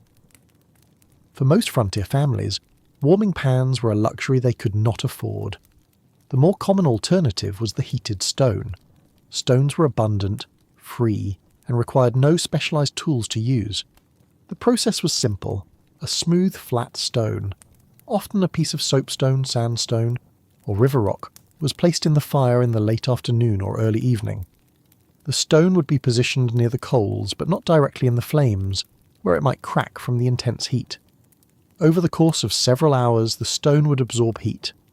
By bedtime, it would be extremely hot, capable of retaining warmth for many hours. The stone was removed from the fire using tongs or wrapped in a thick cloth to protect the hands. It was then wrapped in additional layers of cloth or placed in a cloth bag to prevent it from burning the bedding or the sleeper. The wrapped stone was placed at the foot of the bed, where the feet would rest. Feet were particularly vulnerable to cold. They were far from the body's core, and blood flow to the feet decreased in cold conditions. Cold feet were not just uncomfortable, they made it difficult to fall asleep and stay asleep. The heated stone provided localized warmth. It radiated heat through the layers of fabric, warming the feet and the surrounding bedding. The stone would remain warm for several hours, long enough for the sleeper to fall asleep and for body heat to begin warming the rest of the bed. Soapstone was particularly valued for this purpose. Soapstone has a high heat capacity, meaning it can absorb and store a large amount of thermal energy. It also releases heat slowly and evenly, providing a steady source of warmth. A soapstone block 6 inches square and 1 inch thick could remain warm through most of the night. Not all families had access to soapstone. The stone was found in specific geological formations and was not universally available. Families without soapstone used whatever stones were at hand. River rocks worked reasonably well, though they had a lower heat capacity than soapstone. Flat pieces of sandstone or limestone were also used. The stone had to be chosen carefully. Not all rocks were suitable for heating. Some types of stone, particularly those with high moisture content, could crack or explode when heated. Shale and certain types of sedimentary rock were dangerous. The safest stones were those that had been tested repeatedly and proven to withstand the thermal stress.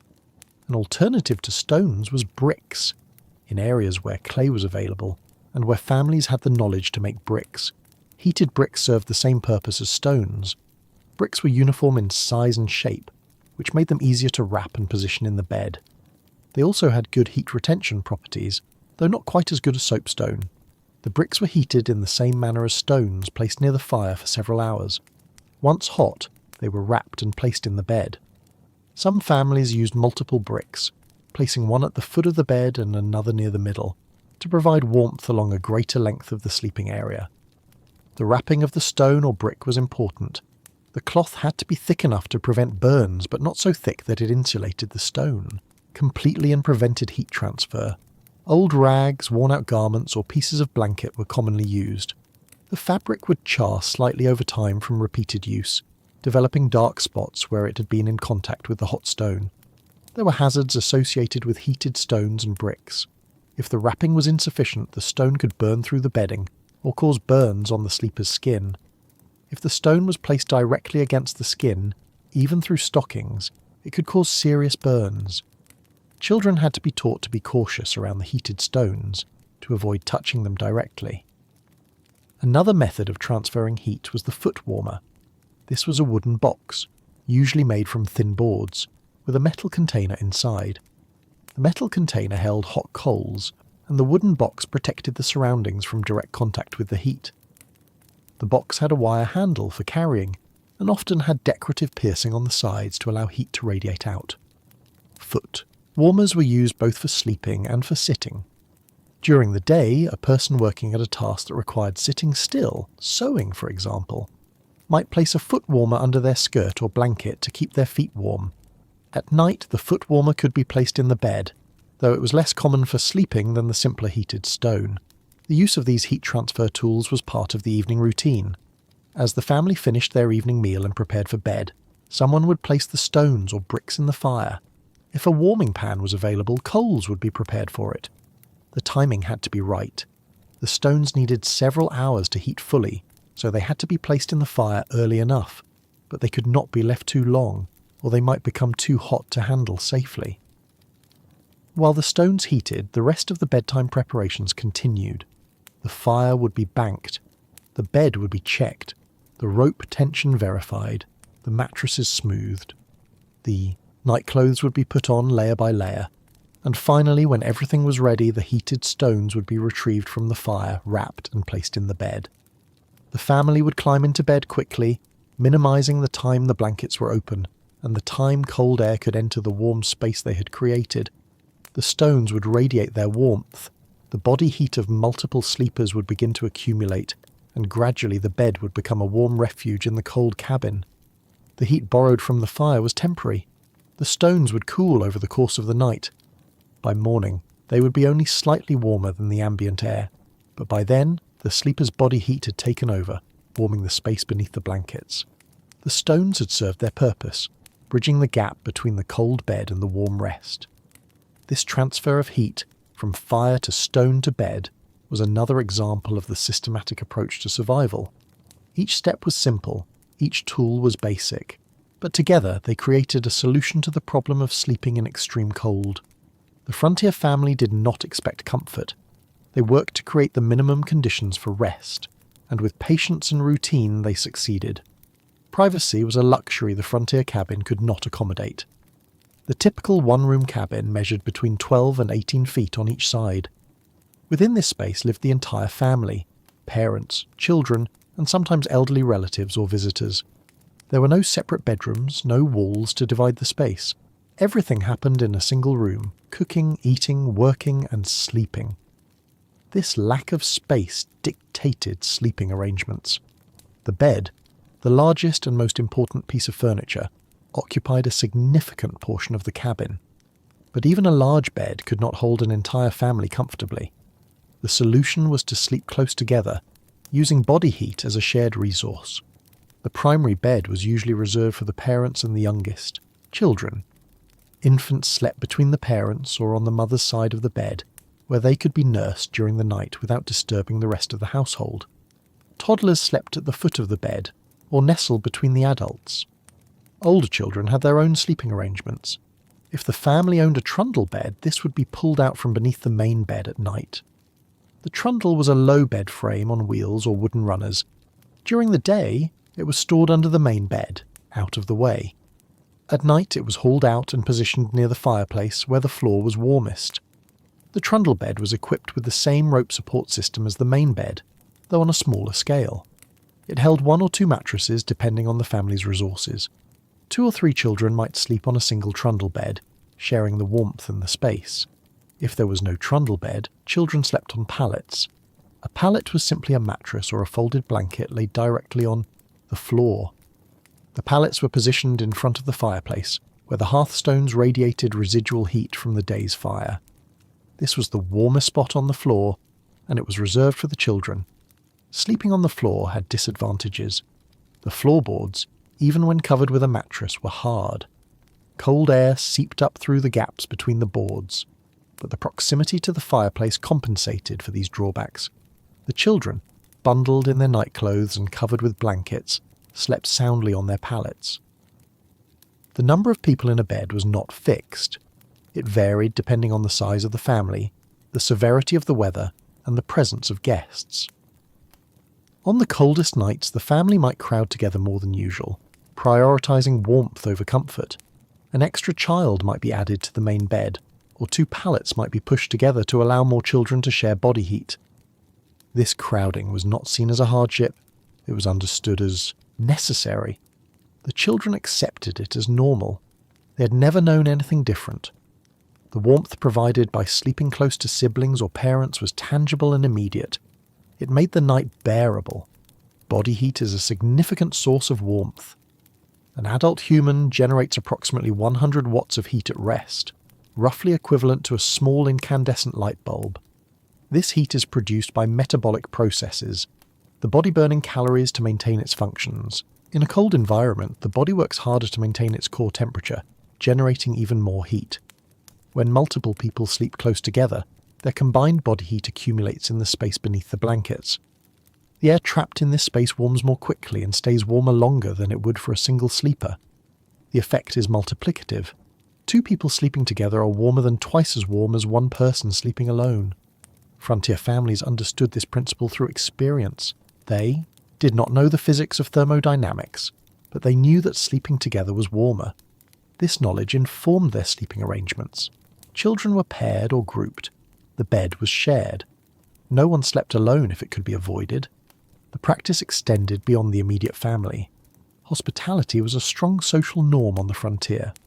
Travellers, neighbours in need, or visiting relatives were welcomed into the home, even when space was limited. The guest would be offered a place to sleep, which often meant sharing a bed with the family. There are accounts from the period of beds holding 4, 5, or even 6 people. The arrangements were practical rather than comfortable.